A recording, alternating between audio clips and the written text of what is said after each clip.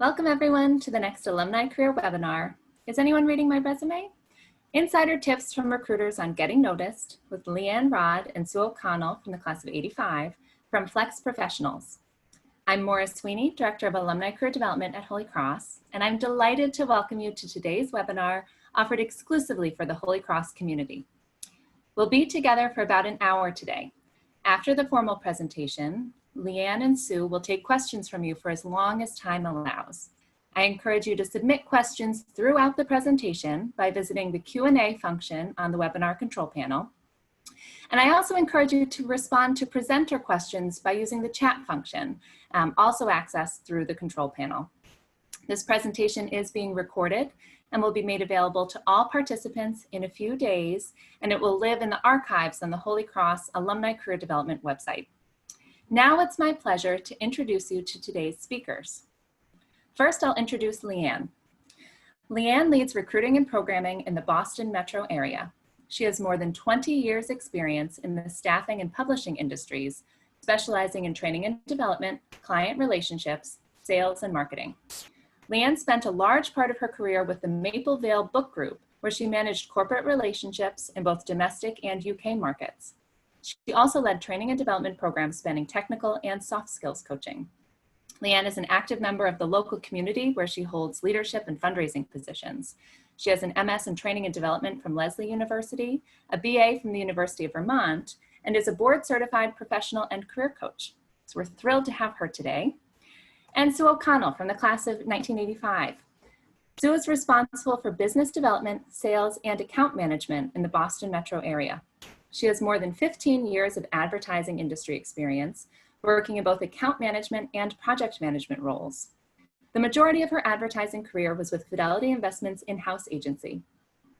More recently, Sue launched a color consulting business serving architectural interior design, contractor, homeowner, residential, and commercial real estate clients, establishing her own entrepreneurial and flexible work model.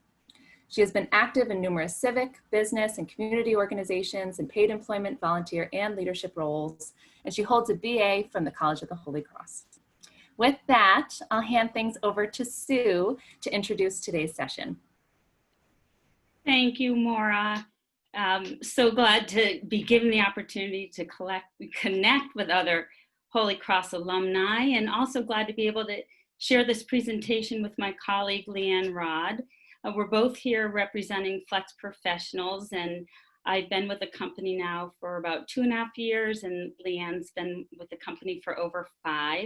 And I thought we could start by giving a little bit of a background about FlexProfessionals, just to add a bit of context to the presentation. So we're a staffing firm that's been a leader in the career reentry for the last 10 years, and we're essentially known for placing professionals in part-time, flexible, and/or project-based job opportunities. The company was founded in 2010 by 3 women in the Washington, D.C. metro area, and all 3 had taken caregiving breaks and were ready to opt back into the workforce, yet during the process, found it very difficult to find meaningful professional opportunities that actually offered flexibility. So they also knew, other equal qualified and experienced women who were similarly sidelined. So this really was the impetus for them to set out on their own and begin connecting with seasoned professionals and matching them with a variety of growing businesses. And they worked really hard to guide businesses in scaling quickly and affordably with great talent. Through the 10 years of growth, FlexProfessionals now covers both the DC and Boston metro areas. And we're actually very proud to say we just learned that we've been named to the Inc. 5000 list for the 4th year in a row for our growth in 2019. And as we continue to place a variety of professionals, we now work with over 16,000 job seekers and more than 600 employers. Most often we work with candidates who are either in some phase of a career transition or are returning to paid work after caregiving. And we've developed job search programming that spans both. And today we'd like to share some tips, more insider tips, as it were, from a recruiter's perspective to help you in your job search. And with that, I'll turn it over to Leanne to dive into our presentation. Great, thanks, Sue. It's great to be here. Thank you, Maura, for inviting us. I'm really happy and excited to share some information with the Holy Cross Alumni Group. And I want to start with our agenda because we've all been there before. You submit your resume through an online job portal and you wait, not knowing your status, what the job status is, whether it's been filled, or maybe even whether it was a real posting to begin with. So we'll spend some time talking about the applicant tracking systems in use, or ATS for short, and want to give you some insights on how to best interact with them. They're necessary for most hiring companies and organizations, and as a staffing firm, we use our ATS every day and are eager to share some insider tips.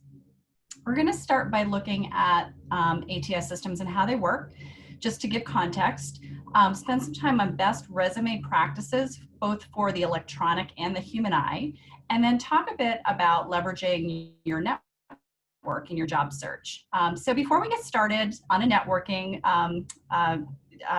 to get us warmed up a bit, I'd love to see where you are geographically and what your general occupational field is. So if you could use the webinar chat function and type in just your city and state and also your field if you'd like to, that would be great. As Maura mentioned, we'll be using the Q&A function today for questions, and I would just encourage you to type them in as they occur. And we can circle back during Q&A to those that we don't cover in the slides. Okay, great. I'm seeing a lot of Boston folks, someone from New York, educational publishing, finance, nonprofit, Washington, D.C. That's great. Great, thank you for sharing. I hope you can see who else might be in your area just from a networking standpoint. So as we move into applicant tracking systems, what they are and why we use them, it might be helpful to describe what it is so you can have the context on how your information exists within it. So if you take a look at the graphic on the screen now, within the realm of recruiting software, there are lots of different functionalities. There are job aggregators like Google Jobs and Indeed or Monster, skills and assessment sites, there's some video interviewing platforms, and then there are those related to the recruiting and related functions. So ATS systems are the largest category, and on this graphic are represented in the lower left corner, the largest systems. And you want to think of the system as a combination of a database and a CRM function. When you apply for a job, the system parses data from common sections of your resume into fields which are then searchable and also appear to the user in a series of cards or fields on their screen. The system's designed to look for high-level categories like education, work experience, contact information like your name, email, phone number, technical skills, etc., and then map them to corresponding fields within the system. As you likely can guess from this already, the words and format that you use on your resume matter. ATS software is also widely used. They're used by about 40% of small companies below 7 million in annual revenue, and incredible tools in that they help hiring managers and recruiters find people, keep track of lots of different types of information, not only related to your resume, but also communications, application status, interview notes, and more. The better systems are also smart in that they continually are updated with new information about key skills that are relevant for particular job functions, equivalent experience terminology, and they help recruiters be consistent in their search terms. That being said, systems are only as good as the human programmers and the users accessing them. And in any HR or recruiting team, hiring more than 10 to 15 people a year, they've really become a necessity to track open jobs and people. So the systems have also made it incredibly easy for job seekers to apply for jobs. Gone are the days of printing your resume on a nice paper with watermark and mailing it to the hiring company and following phone. It's possible today to apply for tens or and this makes that process a little cyclical. The more applications we have, the more necessary an ATS becomes. And I'm going to pause just for some verbal feedback that I'm still audible. I've got a slightly subpar internet connection today. So let me know if I'm fading in and out. Yes, Okay. why don't you try turning off your video and see if that makes a difference. We just lost you for a few seconds, but just to be safe. Thank you. Okay, video is off, so please interject if I fade in and out. I apologize. So I'm going to talk now about how ATS systems are used by recruiters. So typically our recruiters will start a search project with a job description. Very basic place to start. Sometimes they help a hiring manager write those job descriptions. Other times those are provided. Sometimes they're vague, sometimes they go into great detail, and sometimes they help identify what the priority skill sets are versus the nice to have. Lots of times they're written in what we would call superhero format, where it would be great to find one person that can do everything in the job description, but it's not likely. So we try to go through and figure out what those priorities are. And then we identify the key aspects of a role and sort of those must-have search terms. Combine those with things like geography, seniority level, hours, etc. These searches are sometimes done in a Boolean string format if you've used those before. An example would be, must include one of or all of or none of a particular search term. And oftentimes in the better systems, they're also driven by artificial intelligence in that once a search term is entered, the system will suggest others that are typical for a particular role. So if you kind of compare this to maybe the last time you searched for a nice restaurant or to go out to eat somewhere, you probably started with, on a restaurant platform or a search site with a city or neighborhood, and then narrowed your list by the hours, maybe cuisine, price, availability. And the goal is similar. You want to find those that best fit the criteria and get you to a manageable list. The ATS software also helps HR folks and recruiters keep track of communications and job status. So it's really all-encompassing. It's often integrated into email and calendar systems to keep everybody on the same page and to help share information as well. So I mentioned AI and machine learning. That is growing in the ATS world. For recruiters who are new to their role or a particular job function, they're recruiting in an area where they haven't had a lot of experience, it can be really helpful when the system suggests search terms that are based on the job description, maybe the title or past searches. At the same time, there's an art to the search, and to know which terms are a priority and when to decline or change terms that are suggested by the system. And an additional function of AI is to weight those search results. So as you can see on the screen grab here, there are these little blue bars that are in the third column. Those, if they were in order, might put candidates ranked by the best match. And sometimes that's given as a percentage or even a star rating within a system. And the systems are also used to track historical data that I mentioned earlier. These are things like, other jobs that a candidate has applied or interviewed for, maybe email communications and documents such as cover letters or work samples, maybe some past work assignments if you're working through a staffing firm. And as I mentioned, most systems do link to other programs like email, calendar, or projects so that the information can be shared across an organization.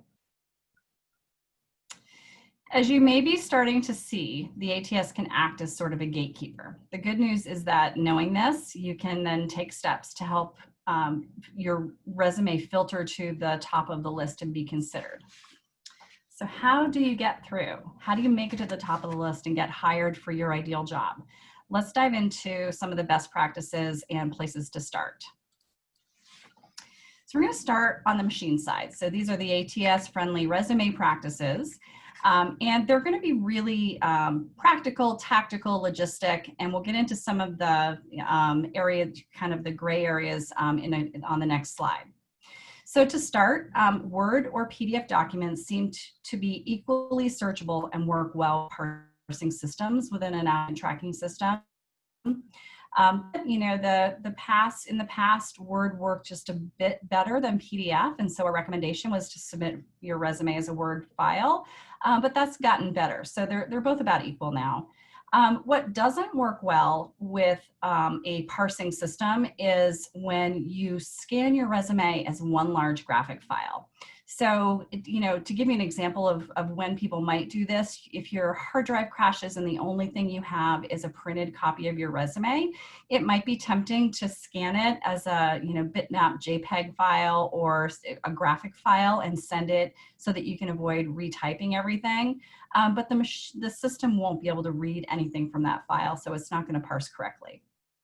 The other thing that doesn't work particularly well with ATS systems, sometimes they do, sometimes they don't, are resumes that have complex formatting. So if you've used a graphic design program or maybe an online platform like Canva to design your resume and it's got a lot of graphics, it might be formatted in columns with a column on the side that has, you know, sliding bar graphs for different skill sets, or maybe a photo. Sometimes those come in well and sometimes they don't. What typically happens is the information gets a little garbled in the system so that it doesn't go into the right fields, and it can make it a little hard to understand until you open it and print it. If you're in a graphic field, if you're a graphic designer, interior design, architecture, or other kind of artistic field, you definitely want a version of your resume that meets the needs of your field so that you can demonstrate your creativity and your skills. But you also want a version that is designed simply. So that when a recruiter views the preview image in their system, which they all have, is a little preview thumbnail, your data is in the correct order so that we're going to be able to pick out quickly your name and your contact information, the kind of job that you're looking for. You know, by reading your profile statement at the top of your resume, you can really clearly understand what a person's strengths, skill sets, and area of focus are for their next role. And so what I've got up on screen now is that just a general, you know, one type of format that you might consider. Everybody's is going to be different, but something that's structured fairly simply. It definitely doesn't mean that you need a plain text version of your resume, because you're hoping that it'll eventually be in the hands of a hiring manager who's interviewing you for the job, either by video or maybe in person.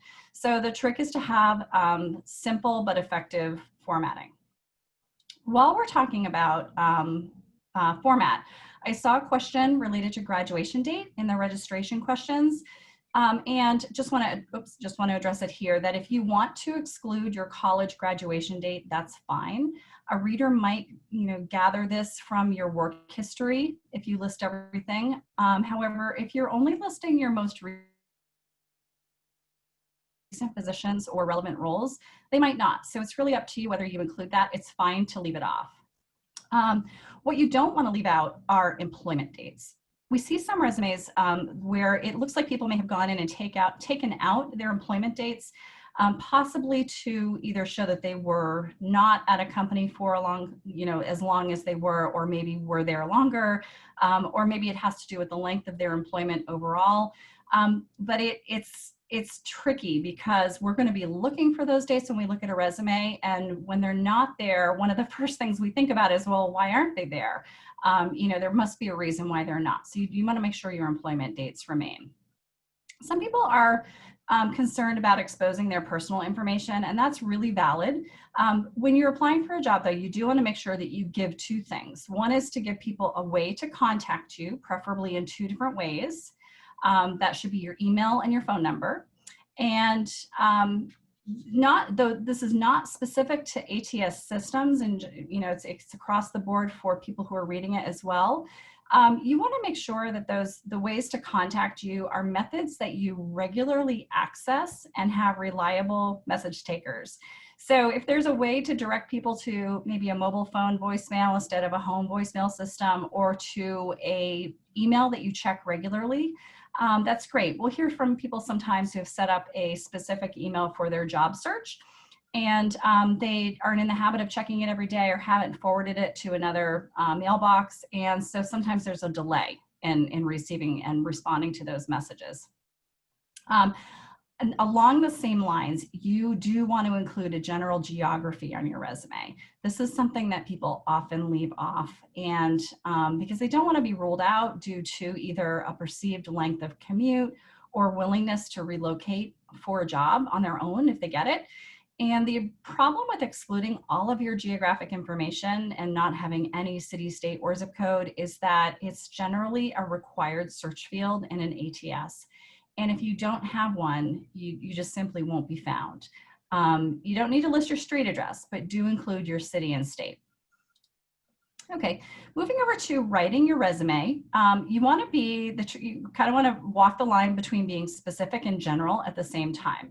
And what I mean by this is that you want to differentiate your skill set and show technical expertise, which sometimes requires using industry-specific language and references to software, tools, other lingo, while at the same time, you want to be discoverable when more general search terms are used. Every industry and function is a little different. So one best practice is to look at lots of job descriptions for the type of work that you do and identify what those common terms are. So an example is if you're a marketing professional and you use HubSpot, and the role requires Pardot, they're pretty similar. They do the same things. It's likely that a recruiter or an ATS will capture that.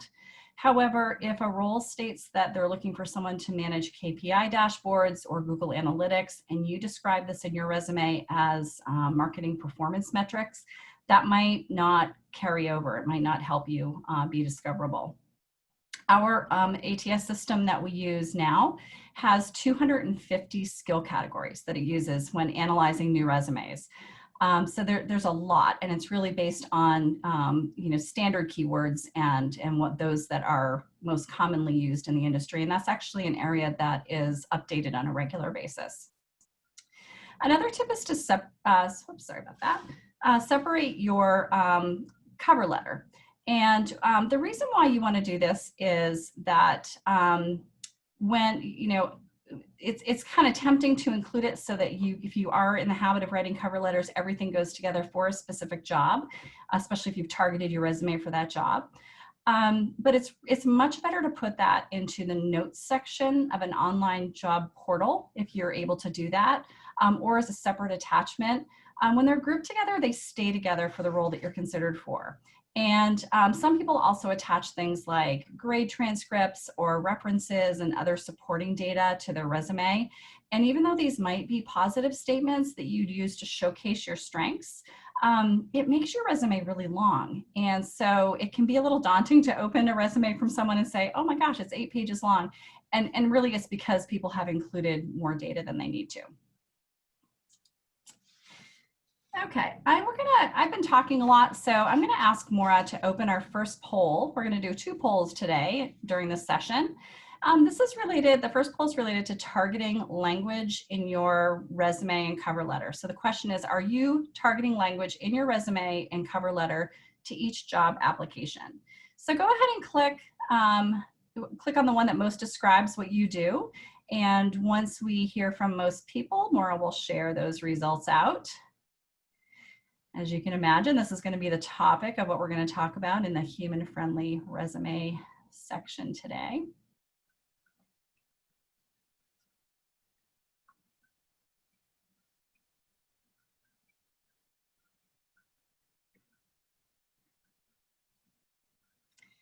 Okay, well that's great. People usually land right in the middle. It looks like our crowd today is pretty focused in their language that they're using for both the resume and cover letter. So thanks for sharing that, and thank you, Maura, for bringing up that poll. When you're thinking about the human-friendly resume practices in general, you really want to think about your 3 audiences. Sorry, my mouse is a little sticky today. The 3 audiences who are going to be reading your resume. You've got the ATS system, which we've talked about a bit. You're also trying to appeal to a recruiter who may be senior level, maybe junior level. And then you've got a hiring manager who is also going to be looking at your resume.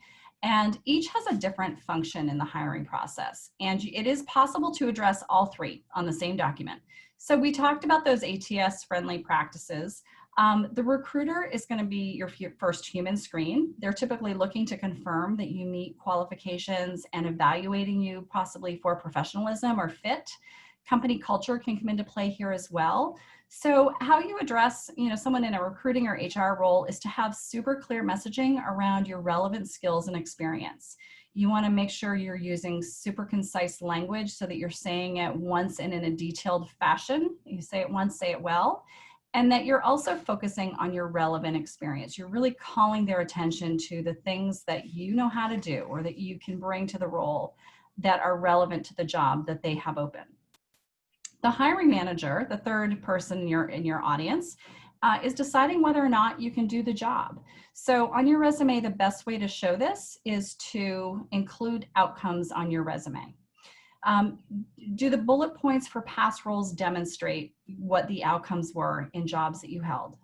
You want to make sure that your descriptions of past roles show how you made a difference in your role, and to the extent possible, quantify those outcomes. I know that's not possible for everything that you do in a job, but if you can do one or two for each position, it helps the hiring manager connect the dots. It helps them visualize you being part of their team or in part of their organization.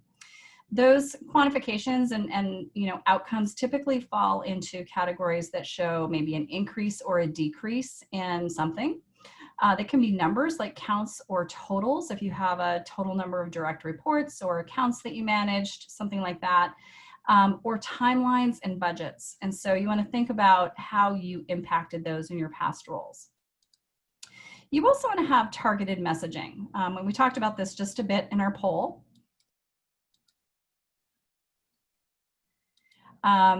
Your resume is your marketing document. And what you don't want to do is have someone not understand what it is that you're good at or what you want when they take a look at that top section of your resume. Even if you are open to multiple roles, my advice would be don't try to encompass it all in one document unless they're related. But if they're not related, have a couple of different documents. Make sure that your header, your profile statement, key skills, and even the bullet points clearly identify who you are, what you do, and what you've accomplished in past positions.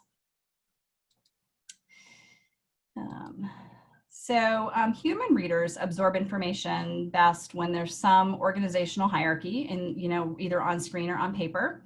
So do use your headers and design elements, bold, italic, bullet points in your favor. You want to mix it up a bit, and you want to leave some normal margin in header widths.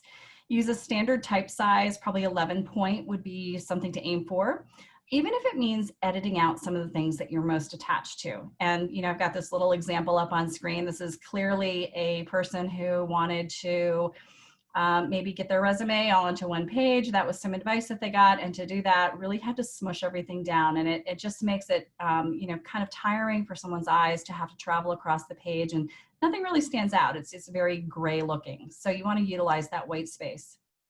And by the way, 2-page resumes are fine. You really don't need to have 1 page. Next are grammar and typographical errors, because really nothing stands out on a resume like a typo or incorrect spelling and grammar. And these are some of the things that, typically, most common resume grammar and spelling mistakes, words that are spelled correctly but are used the wrong way, like there, and there, or it's. Apostrophes, making sure that your apostrophes are in the correct position, 15 years experience versus putting it between the R and the S. And then your verb tense and other conventions. If you're in a current job and you've described your past jobs in a past verb tense, it is fine to describe and probably accurate to describe your current role in a current verb tense. So, that's an okay difference. If you're using a resume template that you've grabbed online, maybe in Word or Google Docs, make sure to proofread, including the kind of hidden and header and footer areas for placeholder language, like enter date or company here. I know it may sound, nonsensical to some people, but we do get resumes that haven't removed those yet. And so you just want to double check that those are removed if you've created it from a template. And you also want to be just aware of your naming conventions. It sounds like this is a group that does a lot of customization with their resumes, and because of that, you may want to have some version management in your file storage. And so it's tempting to name it to something that shows, okay, this is my marketing with second version, maybe a year. I didn't list any PR jobs, and this is the final copy. And if you want to name it that to keep track of, that's fine. But make sure when you send it out that you're sending it with something a little bit simpler. Because you really want to see that name, even the name of your resume, can affect how your pitch is coming across to a potential hiring manager. If your relevant work and skills are more prominent in a role than prior to your last 1 to 2 positions, you want to think about how you can elevate what is relevant to the job that you're applying for by incorporating accomplishments either into maybe your profile statement or a key skills and accomplishments section. The further back it is, the more likely it is that you'll need to pull it back into a special section that shows how it's related to the job. But this is really where you have control over focusing the reader on what you want them to read, even if it means highlighting some of the less central aspects of your past positions. And an example of this might be you have your standard static resume, it's done, and you've spent a lot of time and invested energy in writing your bullet points for a past role. You really take a look at those and see if there are some peripheral job functions that are more closely related and relevant to the job that you're seeking, because you may want to pull those in. And sometimes that means pushing down some of the things that were a little bit more central. You can think of your resume, I guess, as a living document. If you want to bank some of your accomplishments or even some of the wording that you're using so that it makes it easier to customize for each role, it might help you out. We talked a little bit about what you need to list for your contact information. There's no need to list your home address anymore. No need to have multiple phone numbers, just one phone number, and email is great. You can leave out hobbies and examples of classes you took in college unless you're fresh out of college and that's what you're showcasing.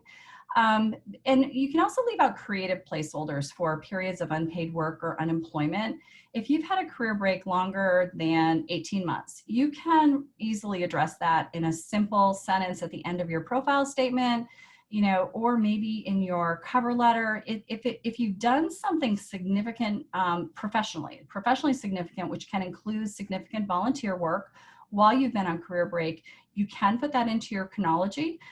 You just want to make sure that you highlight what it is that you did during that period and why it belongs on a professional document. This is no judgment on whether somebody is taking a career break or not. We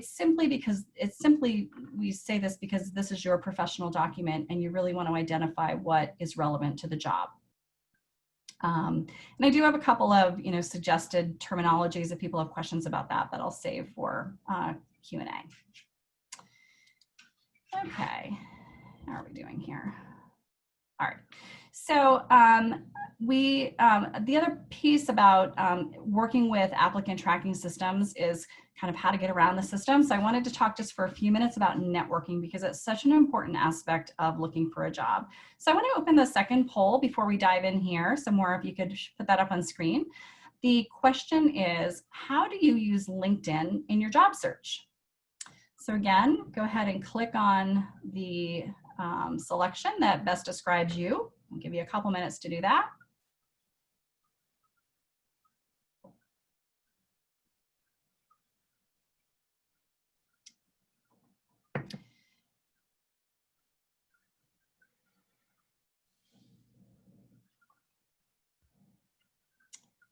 Okay.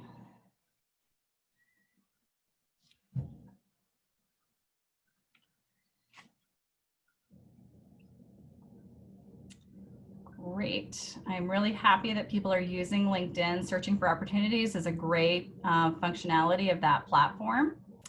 Looks like most everybody's on LinkedIn, which is good for general networking.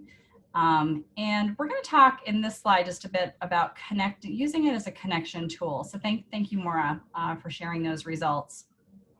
You may have heard this stat before, but 75 to 80% of jobs are found through networking. which leaves that maybe 20 to 25% that are found through online applications only, so that when you apply just online and don't have any other contact or communication with a hiring company, you're competing with 100% of the applicants for about 20% of the openings. So those aren't great odds. If you're someone who's in career transition or returning to work after a career pause, in other words, someone whose resume might be less perfectly aligned with what the computer is looking for, this number is even lower. And so networking is really important for people returning to work, as well as those in career transition, because your transferable skills may not be the topmost things that are standing out on your resume. And so networking is important for people in career transition as well. The other aspect of networking, and this is a little bit to the job application process, but also I put it into networking because we really view ourselves as an extension of people's networks. We get to know job applicants and try to figure out what they're looking for and what their strengths are, so that as we see opportunities come across our desk, we can reach out and check to see whether they're available and interested in open roles.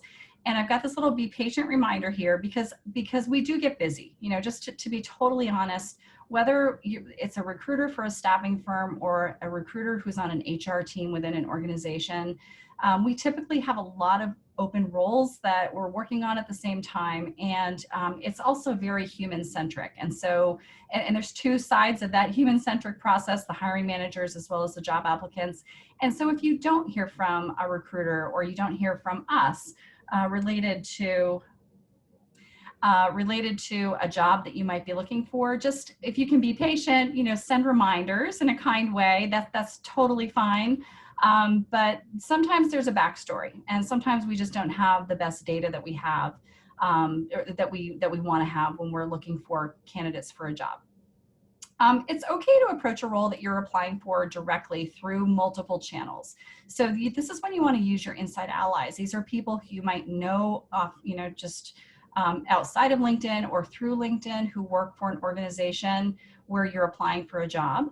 And if you have applied online, or you're wondering whether it's better to go through someone that you know in the company, I would do both. I would apply online and then also let that contact know that you've applied. Maybe give them an information like a requisition number or specific job title, and ask them to help elevate your resume in their recruiting or HR department. The exception to this, and we talk to candidates about this, sometimes, is if you are working with a search firm or a staffing firm, you want to rely on your contact there who probably has a relationship with an internal recruiter.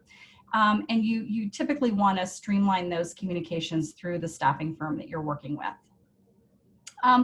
And then finally, this aspect of a hidden job market, it is absolutely real.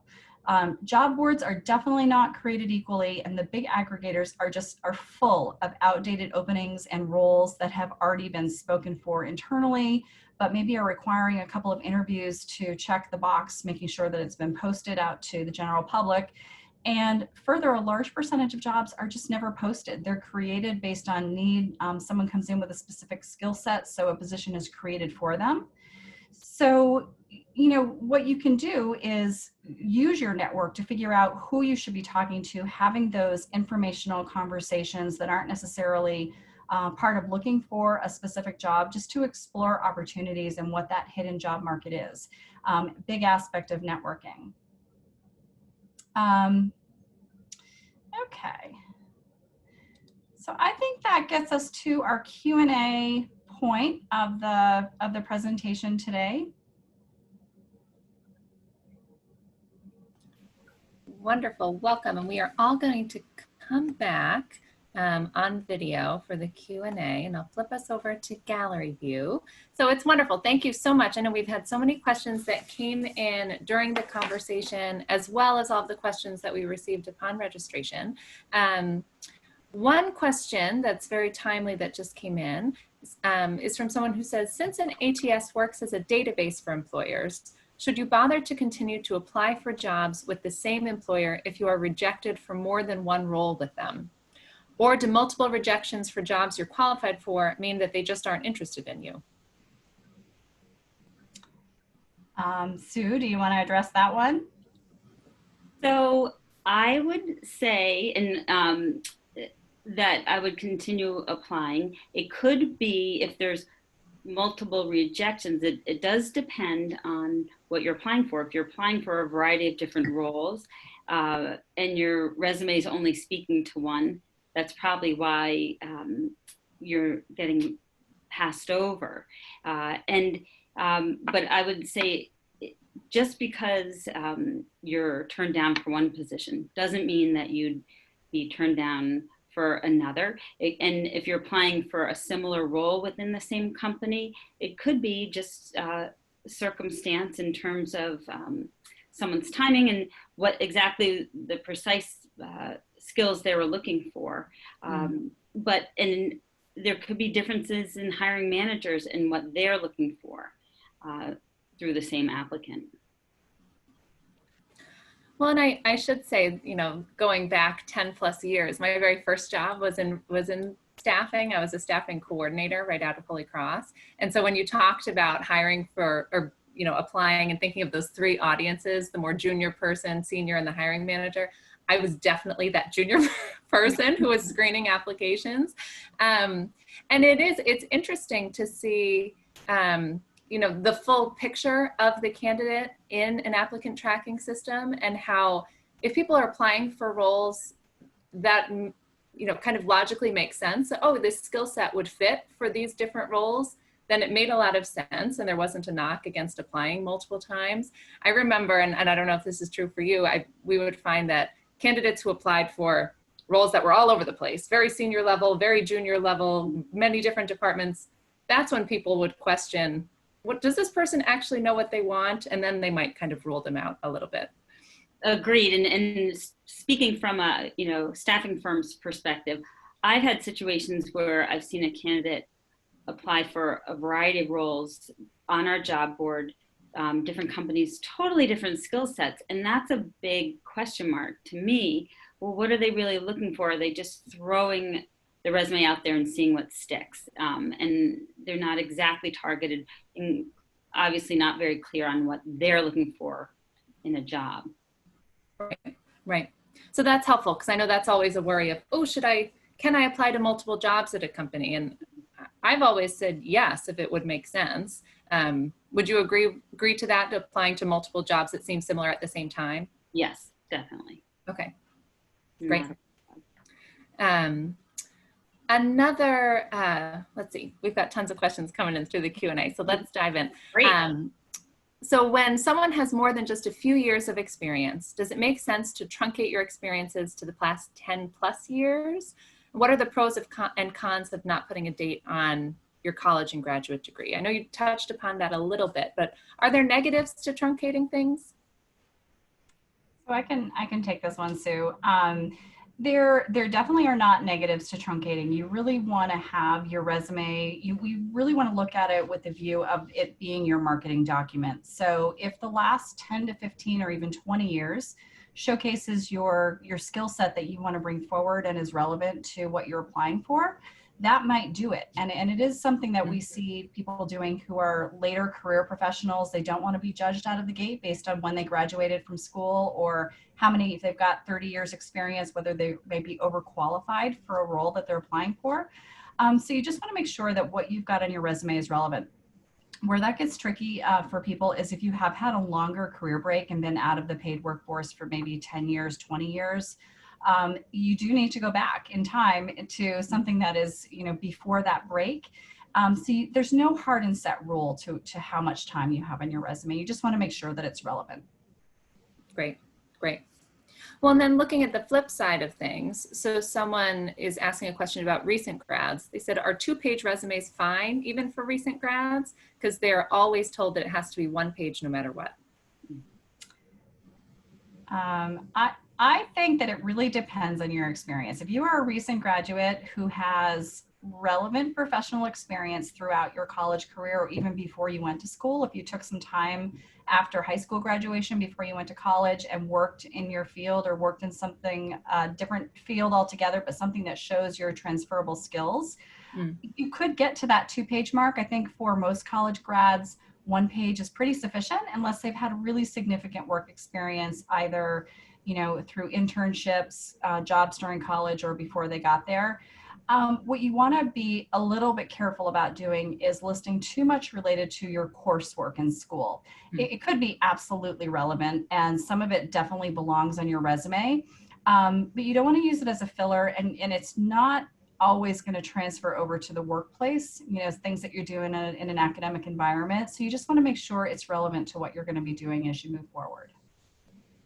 And I'd add to that, going back to what Leanne said earlier about, areas where you can highlight where you've made a difference. And depending on your involvement with activities or teams in college, if someone was, I'd say, a 4-year varsity athlete at Holy Cross, I think that, that's important to say because it shows a lot of perseverance, or I'm just using this as an example, or it shows, leadership skills, those things, if you have those things to highlight, or, another extracurricular, that can be important. And, again, back to the volunteer stuff, those positions where you were able to make a difference and you're a recent grad, that's, if that ends up spilling over to 2 pages, that's fine, as long as it's relative to the job you're applying to. Great, great. And here's a question on networking. So someone asks, how is the impact of networking affected by the use of a recruiter? So is applying through a recruiter the same as applying online? You talked about this a little bit, but I think the nuance of working through a recruiter might be helpful. Yeah, so I'll let you answer that one. I think I had a bad connection there, so you got a little jumbled. I apologize. Oh, sure. So I'll read the question again. So how is the impact of networking affected by the use of a recruiter? I know Leanne talked about this a little bit, but is applying through a recruiter the same as applying online, or what are the benefits or the things to consider? So obviously in a recruiter, working with a recruiter, there's a relationship that's established. And, I see my role as an account executive, that I'm responsible for presenting a candidate to a client and really, sort of pitching that candidate to the client, really understanding why this candidate would be a good fit. And not only that, we work very closely with our clients and try to understand their style, their culture. So to have that personal relationship certainly helps to know that someone would be a good fit. And that, it would really be a successful relationship. Obviously, when you're just going through a system and it's just, or you're just applying blindly through, certain avenues, it's really hard for the sort of personality of the person to come through. The skill sets absolutely can come through, but you do, it's helpful to have that opportunity to have a relationship and someone in your corner. That's great. Here is a question on submitting an application. So someone asks if it's effective or worthwhile to mail hard physical copies of your resume to an HR department if you don't think your resume is getting noticed online. Because no one does it, will it help you stand out, or will it still kind of get lost amidst the shuffle? I would say a definite maybe. However, since most of us are not in our office right now, it definitely won't work in our current, working from home environment. There are other ways to stand out though, and maybe ways that might be more effective than mailing a paper copy of your resume, which is really a duplication of information. But, using your company contacts, even if you don't know somebody within a company that, has a job opening, it's likely that you know somebody who knows somebody, right? You have that second connection through LinkedIn. And trying to leverage that, even if it's for an informational conversation or, you know, specific to a job that you've applied for and hoping to put in a word for you. If you are applying directly, sometimes employees get referral bonuses for referring people who are eventually hired into a role. So it's, you know, if you're a good fit, it's totally, you know, a win-win for them to submit you for the job. And then there's some other creative ways, you know, maybe reaching out through industry events, you know, figuring out where, if you know who the hiring manager is or who the recruiter is, what are they attending? You know, what kind of information do they typically listen to or post about on LinkedIn if you're connected with them on LinkedIn? That may be just a way to connect and help them understand that you're seeing their world. In a non-creepy way, of course, but, you know, in a way that it's just sharing information. Right. And I imagine that it helps you come across as more of a subject matter expert in the space if you're attending the kind of things that they're attending, kind of posting the same kind of things. Exactly. Great. Here is a question about relocating, since you talked about the importance of having that geography on your resume. So the question is, if you are thinking of relocating, like say from Boston to DC, how should you handle your location on your resume? Sue, do you want me to answer that one, or do you want to jump? Yeah. I mean, I'll be interested in your thoughts, because I like authenticity on a resume. So if you're living in Houston and you're relocating to Boston, I'd like to know that. It might mean including that in the top part of the very last part of your profile statement that says, you know, you are committed to living in the Boston area and are relocating on June 1st, 2020. You know, whatever that date is that you've set for yourself to do that.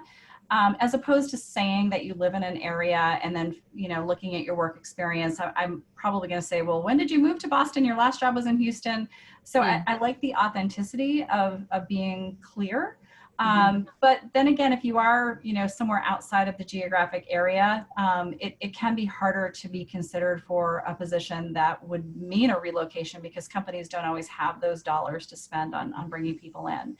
I think it's a great time to use your network to help, you know, communicate your value, and to also, if you're not looking for relocation assistance, to say that up front, to say, I'm just committed to being in maybe you're moving from Boston to somewhere more rural, but I'm committed to being in a area going forward in my roles, and I'm going to move there to be there. That's just something that I want personally. Yeah, and I would add to that, you know, I've had situations where I've had a really great candidate and only come to find that they're not even from this area, even though they've posted that they are.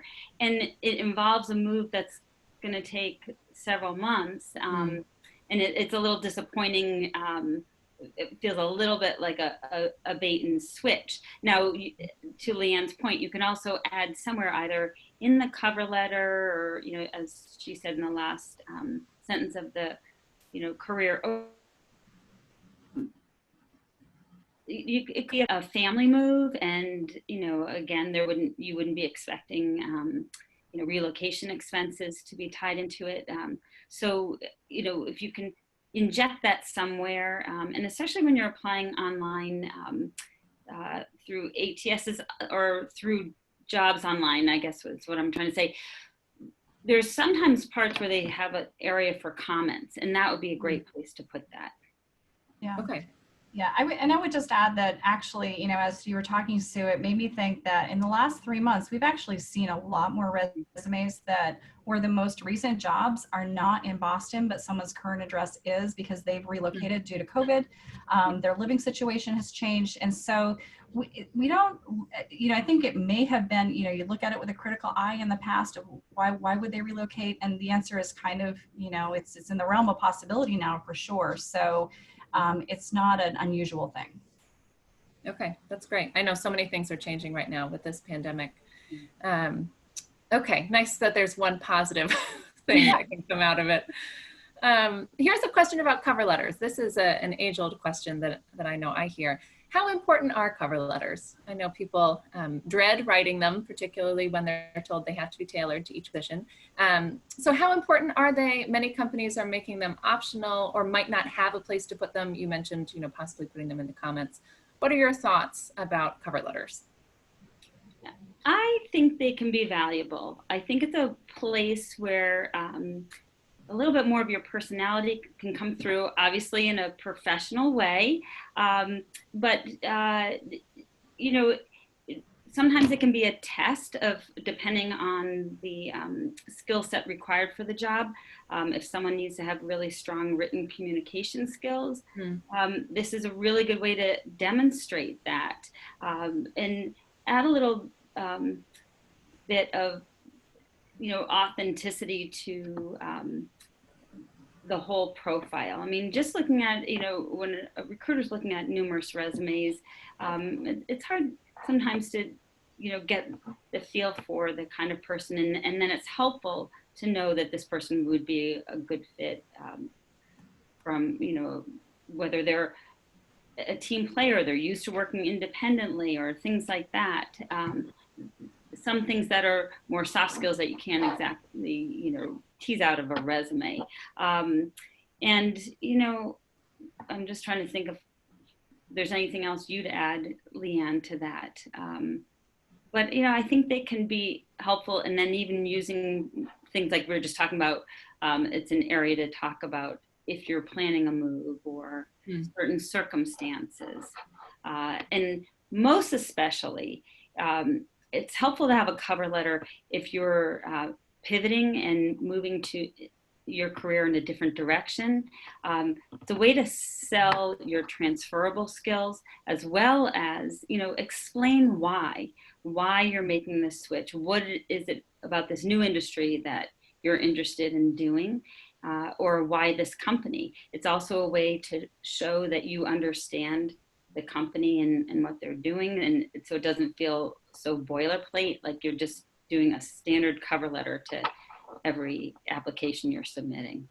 Yeah, I would agree. I love cover letters when I see them, and I know it is a lot more work, but honestly, if I'm looking for a job, I think what I would rather do is spend the time targeting and tailoring my applications toward those roles that I really want. I've researched the companies. I know I'd like to work there, or it's a role that I'm super excited about, because I think the return on that investment of time is going to be a lot higher than those where I don't explain why I'm applying for that job and why I think I'm a good fit.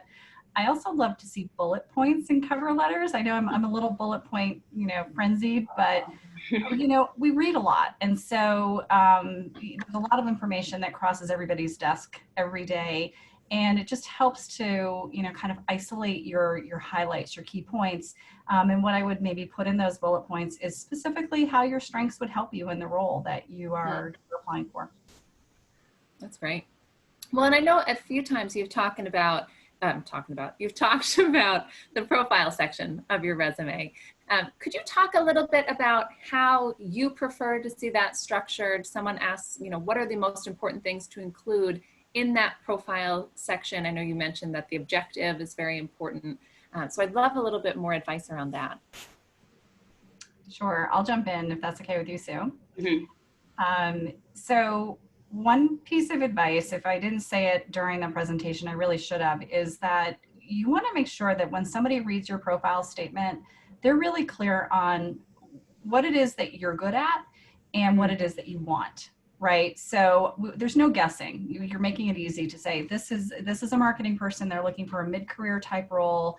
They've had experience in strategy and execution in specific company sizes, whatever best describes you. So I say absolutely, profile statements are an absolute necessity. If you're not keen on writing that in a paragraph form, it's okay to have it be in bullet point, maybe a listing of key skills and things that you've done, as long as it's specific. And so things like organized, or good at multitasking, or collaborative, don't tell me a lot about you and how you're differentiated from the next person that I might be looking at. So, you know, if you can kind of get away from that resume speak in your profile and dig into what clear strengths you have, it makes it clear to me, but it also shows me when I'm reading it that you're really aware of what you bring to the table.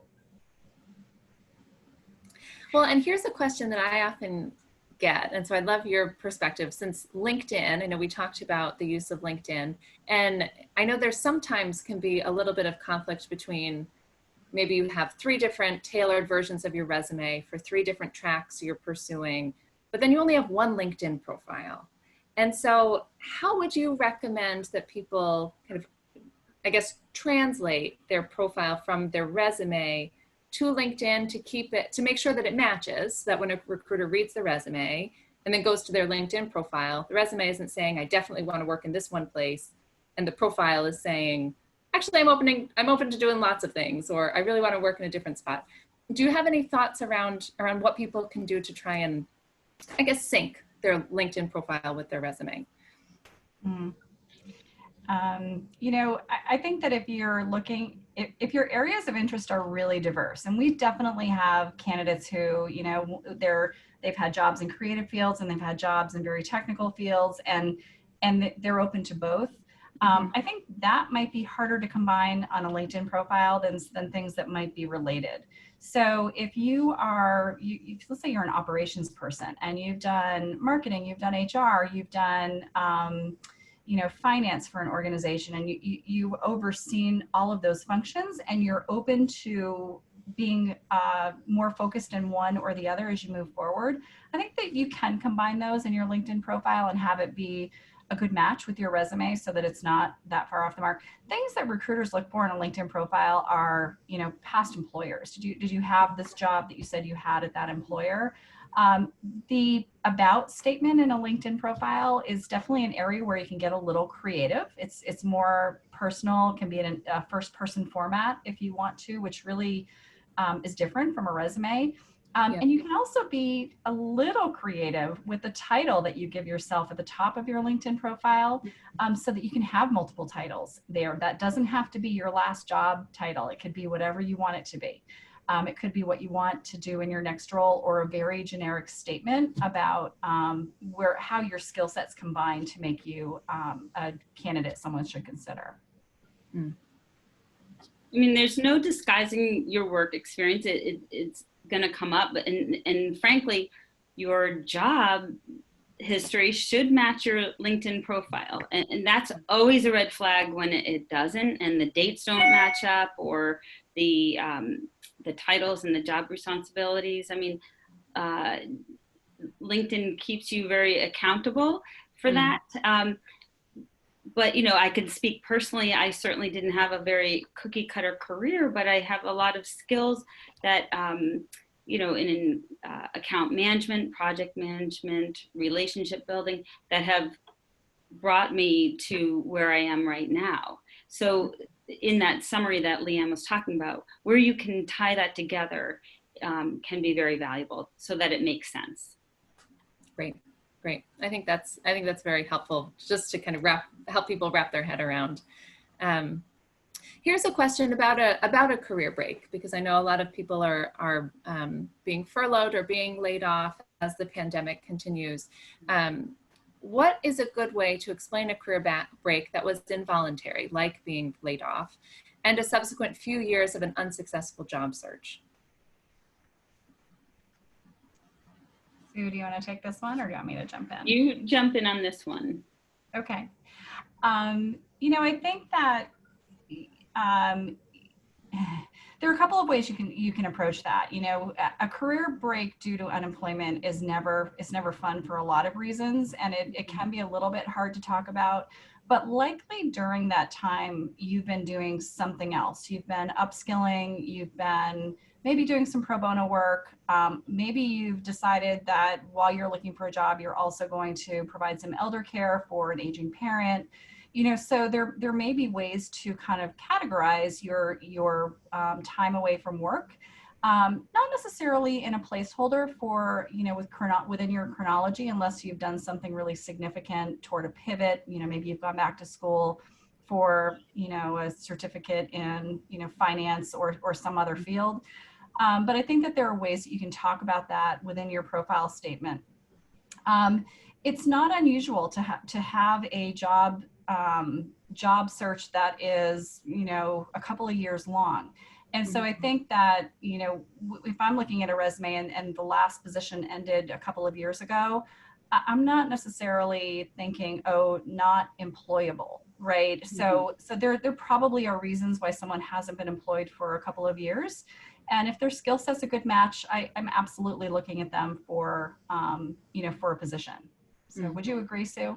I'd agree with that. And it also goes back to the piece about having the allies to talk on your behalf and explain those things, and as well as the networking. I know I'm preaching to the choir with this group, but the Holy Cross Alumni Network is just gold. And to have that as a resource, I think, in my personal experience, I think, Holy Cross alums are so supportive and responsive, and really tap into that. And someone that knows you could really, speak on your behalf about, hey, they were dealing with, some issues where they had to take a break. Life happens, and clearly we've all learned that in the last 5 months. Some things are out of our control. And, being able to have someone that can also advocate for you can help explain that break. Great. Perfect. Thank you. I always, unfortunately, a common question that I'll get when doing these types of webinars is questions around ageism, and candidates feeling like maybe they're being passed over because of age discrimination. It's something that I know it's tricky because no one can ever really prove it. And yet I get the question so often that it makes it feel like, okay, there must be something there. How do you work with candidates who feel like they might be looked over because they're overqualified or they're of a certain age? Do you have any advice that you can share? I think that the first thing I'd say is that sometimes we can feel that that's happening, and sometimes it is actually happening, and other times it's not. It's just really our perception of the situation. So, the first thing I'd say is try to stay as positive and energetic as you can about, how you're approaching that company or that position or working with that recruiter, if you happen to be working with them. Because it may not be what's happening, and also by showing enthusiasm and an energy level that can only help you. The other thing that I say to folks is that if you're feeling that and you're more than feeling it, you're knowing that that's coming into play, you may want to ask if that particular organization is going to be the best fit. Do you want to work in a place where they're judging people based on their age or their years of experience unfairly? It may just be that one person in HR or recruiting. It may be the entire company, but having that lens of, is this an age-friendly workplace? Are my experience going to be valued here, and am I going to be happy in this role? Because people are looking to me for my perspective and my experience. And so I'd say, take a look at those two things. There is the city of Boston has a age-friendly worker designation, and you may want to look at that as well. I don't have the website off the bat, but you can probably look at it in a search engine. But employers can designate themselves as an age-friendly workplace, and there are, it's not just a simple designation. They actually go through some internal training to, talk about their biases. And help them be more open to workers of all ages, not just ruling out older workers, but maybe more junior folks as well. Mm. And I'd like to sort of accentuate the part that Leanne said about staying positive, because we hear that too when we talk to candidates, but the mistake some candidates make is they start right off with that and they complain about it. And yeah, it can feel discouraging and be disappointing, but if you're drawing attention to it, you become a downer. And that could be perceived like, this person may be experienced, but they sure don't have a lot of, enthusiasm or, energy to put towards this role. So the mistake would be to call it out in that way, in, an initial interview, I guess. And I agree. Obviously, it's probably not the right fit if someone's going to be evaluating you on that. Great. Great. And I know we're just one slice of the pie, but I want to also just comment that in 2019, 25% of our placements were over 50. And so, I know that's not the end of the, continuum for people who are feeling or sensing some age bias, but, we place people up to folks who are in their early to mid 70s in roles. And so the jobs are definitely out there. Great. Great. That is good news to hear. That's wonderful. This is one question. It might be it's a little specific, so I don't know if you have an answer to it, but someone's asking questions about USA Jobs, which I know is kind of a dreaded job website to go through. And knowing that you have a location in DC also, I didn't know if you had any insight into whether building a resume should be different when applying through USA Jobs for a government job, or I would guess that kind of having that simple format is really key no matter what, particularly when it's a website that can be clunky like USA Jobs. And you probably have more experience about that. I was just going to say, I don't know that I've actually looked at the application process there. I guess I would look at it and just see if there are things that are consistently listed in job postings that might be missing from your resume, or ways that things are phrased. Things that government employees might be asked about are, either current or past security clearances. We see that a lot with our DoD contractors, especially in the DC area. There may be some other certifications or qualifications that people are looking for that have a place on your resume, if you have them, that would be different there. But in general, I would go back and say, having a, kind of simple, clear, concise format is always going to be your best bet. And then, like you would tailor it to a job description, kind of tailoring it to a website like that, if it's different from others, might be a good idea. Wonderful. And then last question, because this I'm always curious to know, what is your biggest pet peeve when looking at an application? The thing that just drives you crazy and makes you want to put it in the recycling bin, so we can all avoid it. The typos, the improper use of grammar. I was sharing with Leanne recently that in someone's correspondence to me, they said, I have really strong attention to, and left out the word detail. Mistakes happen, and but that was unfortunate. But when you're like anything, you're looking at it so many times, you may not see that. Have several sets of eyes. But for me personally, it's the inconsistency in formatting, and the typos and grammar issues. That's a lot, I guess. Hey, that's all right. This is good information. Leanne, what drives you crazy? I think a couple of things, Sue hit some good ones, but I would say, one of the things that annoys me just a little bit is when, I'll be talking to a candidate and realize that they have this breadth of experience that's not even addressed on their resume. That typically happens in their technical skill sets. And someone will say, well, I'm in marketing, so I assume that people will know that I do all of those things, whether it's Google Analytics or, constant contact and kinds of CRM systems.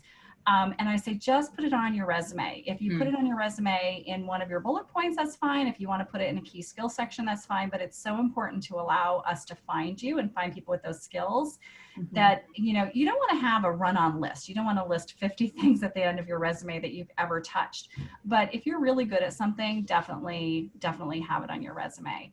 And then because we work with people who are typically looking for some flexibility, whether it's in part-time or distribution of hours in how they work, one of the things that, becomes clear to me, and this is more at the interview stage usually than in the resume, are limitations, and, they're looking for a job, but it has to be, you know, this, that, and, you know, on Wednesdays and Tuesdays, or Tuesdays and Wednesdays, they're, you know, volunteering, and those limitations start to come out. So it becomes hard to make that fit.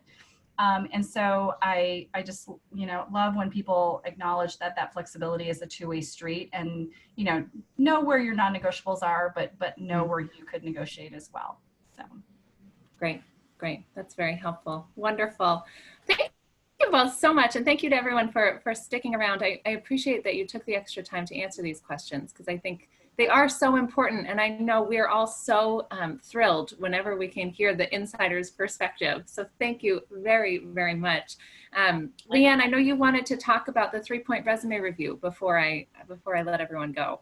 So I'll just wrap up a little first before Leanne wants to talk about that. And first, thank you everyone for participating. We also wanted to, I know there were other questions we weren't able to address, but suggest you check out our website, which is on this last slide here. And it's a great resource for job seekers. We've got a whole resource page of all kinds of tips and helpful information. And then if you live in the DC or Boston metro area, check out our job board. We'd love to have you in our candidate pool. Mm-hmm. And you can follow us both on FlexProfessionals or FlexProfessionals Boston, both on Facebook and LinkedIn. And, you know, as a Holy Cross grad, by all means, feel free to link in with me. I'd be happy to connect with you and answer any questions that we weren't able to address today. But Leanne was also going to offer up a 3-point resume review as a follow-up to our presentation today. Yes, so we'd love to help out if we can. And so what we would do is, what I would do is a 3-point resume review. This would tell you how your resume behaves in an applicant tracking system. Does it come through, you know, with everything in order and in the right fields? How does it parse? We also look at your target roles and strengths and give feedback on whether those are clear from looking at your resume, just, you know, not knowing you yet. And then also taking a look at formatting and content to make sure that it's current, in a current structure and easy to navigate. So anyone who's interested in doing that, please just email your resume to me at the address that's here, and I'll put it, I started to put it in the chat, but I'll put it also in the chat as well. And I'm happy to respond back within a couple of days. So, but thank you to everybody who's here today. And thank you, Maura, for having us. This has been really fun. And I know you have a really engaged alumni group. And so just really appreciate being here. No, wonderful. Thank you very much. And really running people's resumes through that applicant tracking system. I'm not in the market for a job, but I am very curious to see how my resume would hold up. So I might take you up on that too. It feels like, you know, kind of this magical world of the applicant tracking system. So the fact that you're willing to demystify that for us is really wonderful. Thank you very much. And everyone know that this has been recorded, and so this will go up on the Holy Cross YouTube page. It usually takes a few days, and then the archives will live on the Holy Cross Alumni Career Development website. And I'll send you all an email once it's up.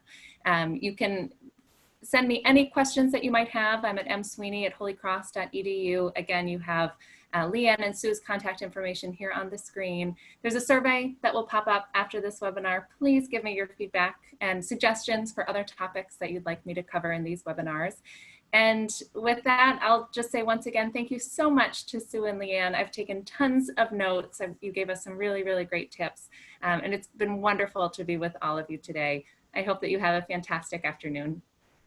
Thank you. Thank you. Bye-bye. Bye.